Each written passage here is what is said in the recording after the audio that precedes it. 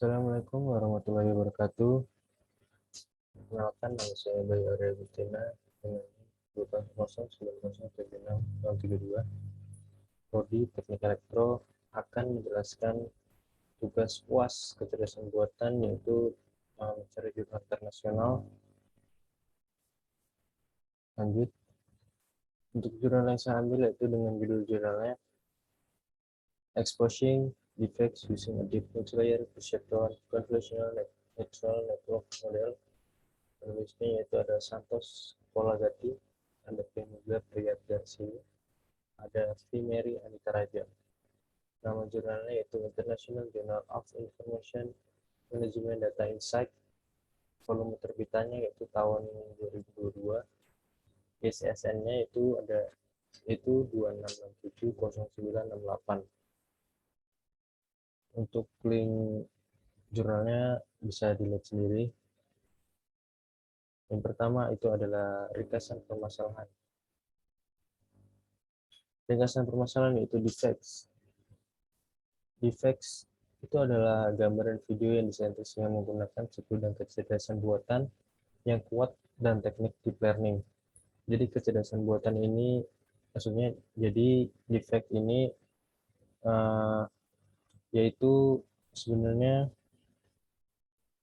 bisa memanipulasi foto atau video dengan menggunakan artificial intelligence atau kecerdasan buatan untuk menyatukan kemiripan seseorang menggunakan wajah orang lain.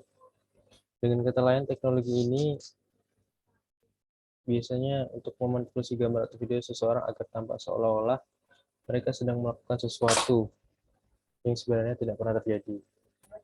Jadi defect ini sebenarnya bisa digunakan untuk hoax atau menipu atau untuk kepentingan kejahatan sebetulnya.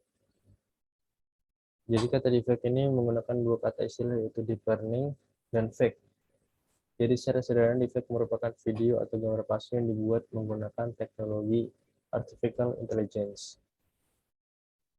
Teknologi ini dapat dengan sangat mulus menggabungkan wajah siapapun ke dalam video atau foto. Kemampuan seperti ini sudah dipergunakan dalam film Fast and Furious 7, di mana aktor Paul Walker itu sebenarnya sudah tidak ada tapi bisa dihidupkan kembali. Contoh aplikasi yang menggunakan defects yaitu FaceApp yang kemarin sempat ramai digunakan, yaitu bisa menukar wajah, bisa menuakan, bisa memudahkan, seperti itu. Itu ada aplikasi lain yaitu selainnya itu FaceSwap, MyHeritage, DeFaceLab, Zao, DeFace, Avengem, dan masih banyak lagi. Jadi bagaimana defect itu dibuat? Defect itu dibuat sebenarnya banyak metode yang bisa digunakan.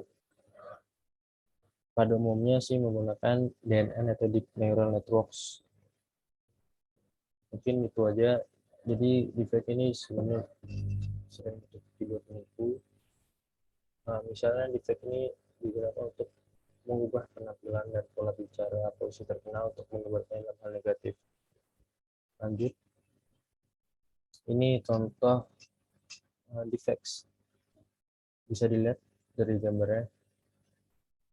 Ini adalah foto yang asli. Ini adalah foto yang sudah di defect atau dipalsukan. Jadi mengambil data wajah seseorang lalu diinput ke dalam wajah ini, akan menyesuaikan bentuk mukanya dan mimik mukanya seluruhnya pokoknya, agar bisa sesempurna mungkin untuk menyerupainya. Lanjut, teknik dan algoritma dari defect ini. Jadi untuk kasusnya ini kan kita untuk mengatasi defect itu untuk mengetahui apakah defect bisa diketahui apakah nyata atau palsu. Jadi peneliti ini menggunakan dua jaringan saraf. Yang pertama itu multilayer perceptron atau MLP dan convolutional neural network atau CNN, seperti yang ditunjukkan pada gambar 1.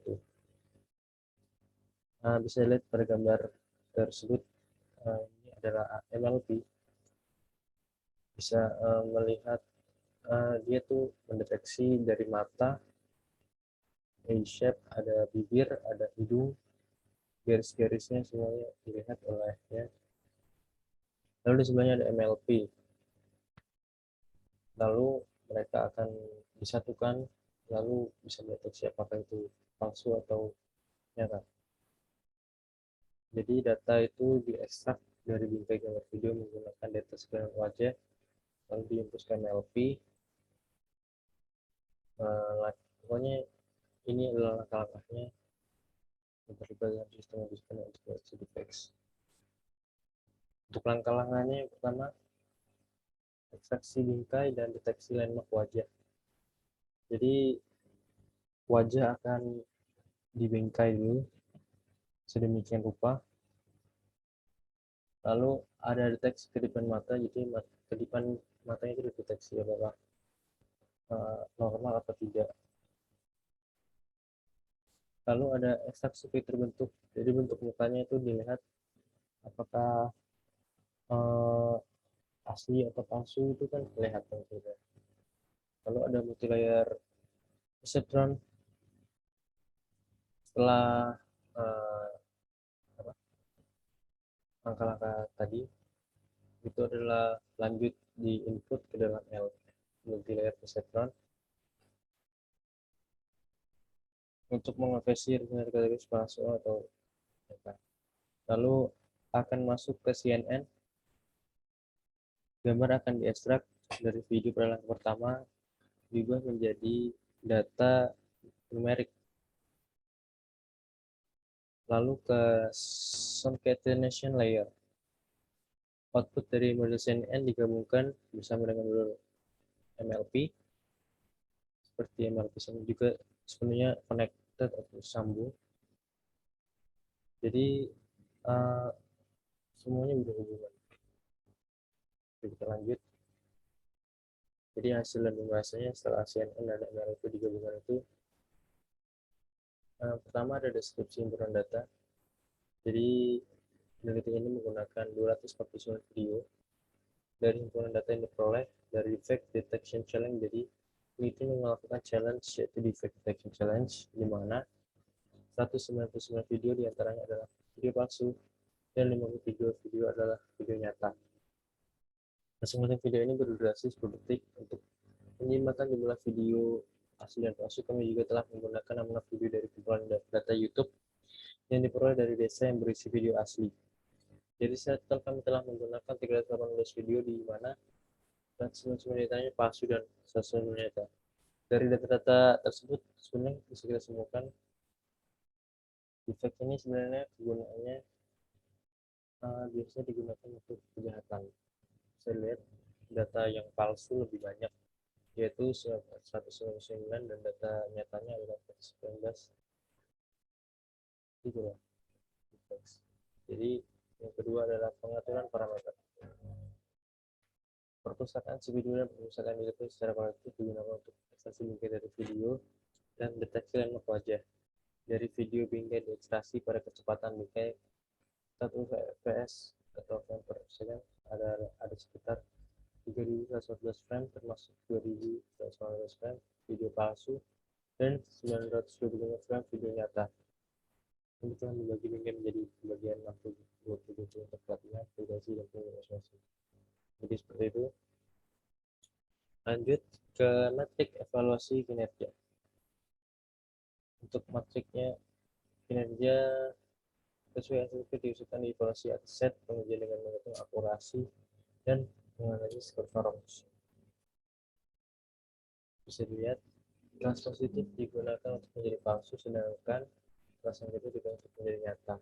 Dari positif atau TV mengacu pada jumlah video palsu yang diberi label dengan benar sebagai palsu atau pengklasifikasi.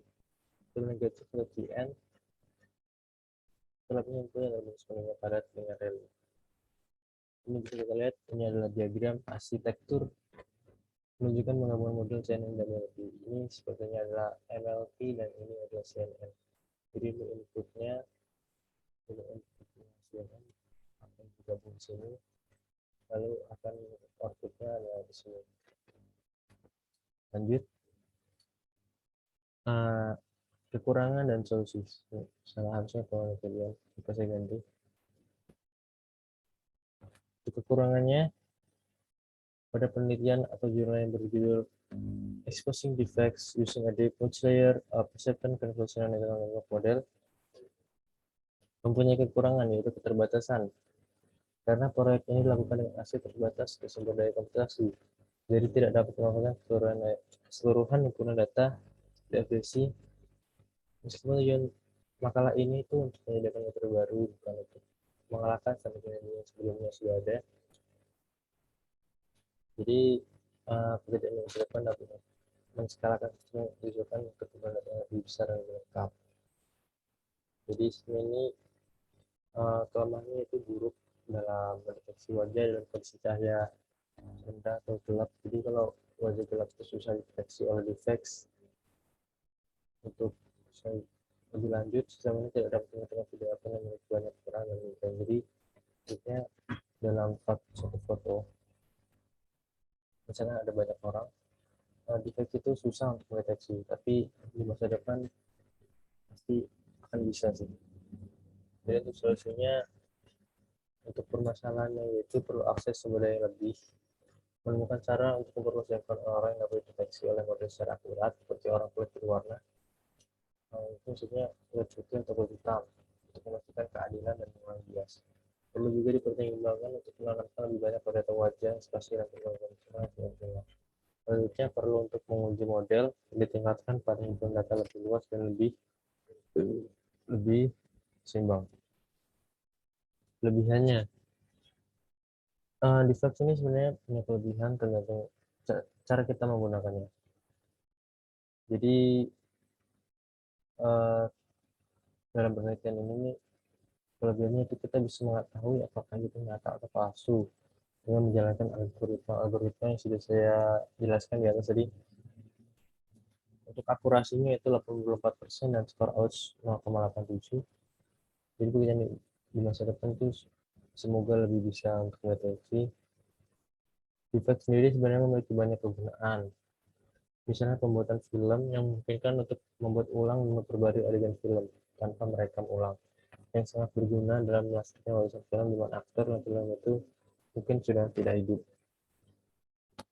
Jadi defect ini memiliki ada hal positif dan negatif tergantung cara kita memanfaatkannya.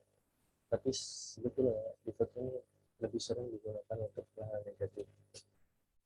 Jadi semoga di masa depan banyak orang yang lebih memanfaatkannya daripada pergunakan kejahatan. Mungkin sekian dari pemaparan saya untuk defects. Apabila ada kurang atau tidak jelas kata-katanya, saya mohon maaf. Assalamualaikum warahmatullahi wabarakatuh.